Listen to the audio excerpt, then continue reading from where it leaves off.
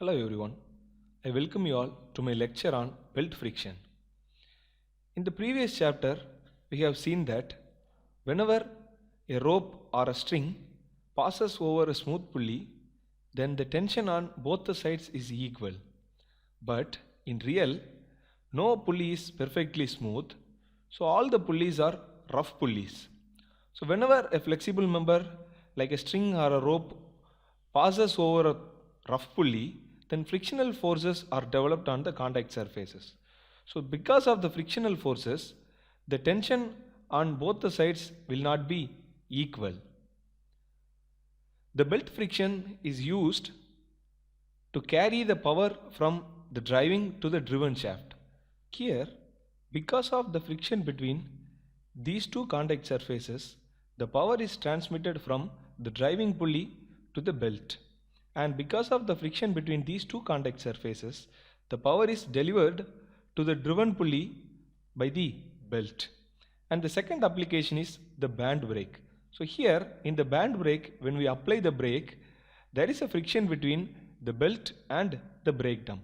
So the power is absorbed by the belt. Relationship between tight side and slack side tension. In this pulley, we have T1 and T2. So the T1 is slack side tension and T2 is tight side tension. So always the T2 should be greater than T1. So whenever in your problems if you select T1 and T2, then the maximum value will be T2 and the minimum value should be T1. Then the relationship between T2 and T1 is T2 by T1 is equal to e power mu theta. So here the T2 is tight side tension, T1 is slack side tension, and mu is the coefficient of friction between the belt and the pulley, and B is the angle of contact. So angle of contact is very much important, and we should substitute the angle of contact in radiant. So in this image you can see that the belt covers the pulley for a complete revolution. So the angle of contact is 360 degree. If you convert the 360 degree into radiant, then beta is equal to 2 pi. In the left side drawing you can see that the belt covers the pulley for half revolution. So the beta is equal to pi.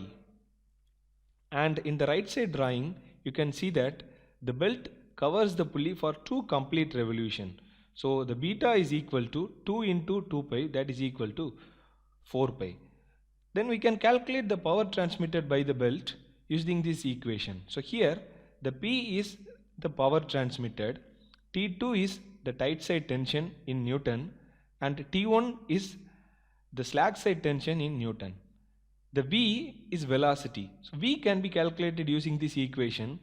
V is equal to pi dn by 60. So here the d is the diameter of pulley and n is the speed in rpm. So if you substitute the value of d in meter and n in rpm, you will get the velocity in meter per second. So if you substitute the velocity in meter per second and T2 T1 in Newton, then you will get the power in watt. Okay, so now we will go to the problem. Find the power transmitted by a belt running over a pulley of 500 mm diameter at 300 rpm. The coefficient of friction between the belt and the pulley is 0.25. The angle of contact is 160 degree and the maximum tension in the belt is 2500 Newton. So here in this problem we have to find out the value of power transmitted, that is P. So let us write the given data first. The diameter of the pulley is given. So D is equal to 500 mm. Convert it into meter. It is 0.5 meter. Then the speed of the pulley is given.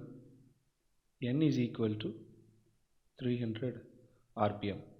The coefficient of friction between the belt and the pulley is given. That is mu is equal to 0.25. The angle of contact is 160 degree. Beta is equal to 160 degree, and I have told you that we have to substitute the beta value in radiant. So convert it into radiant. It is 160 into pi by 180. That is equal to 2.793 radiant. The maximum tension in the belt is 2500 Newton. So maximum tension means it is T2. So T2 is equal to 2500 Newton. Okay. The formula for calculating the power is P is equal to T2 minus T1 into V. So here the T2 is given, we have to calculate T1 and the velocity T1. So we can use the tension ratio relation to calculate the T1, that is T2 by T1 is equal to e power mu beta. So here we know the value for T2, mu and beta, we can substitute everything and we can find out the value of T1.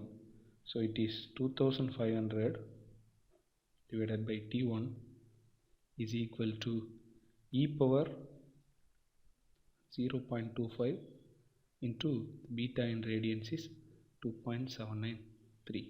So we will get T1 is equal to 1243.7 Newton. Then V, velocity. So the formula for calculating V is equal to this pi dN by 60. Okay, so it is pi, substitute the d in meter, it is 0.5 and n in rpm, it is 300 divided by 60. So the velocity is 7.85 meter per second. Okay, now we have calculated the value of T1 V. T2 is already given, so we can substitute that. So P is equal to 2500 minus T1 is 1243.7 and velocity is 7.85. So if you solve this, then we will get the power is equal to 9861.9 watt. So that's all. Thank you.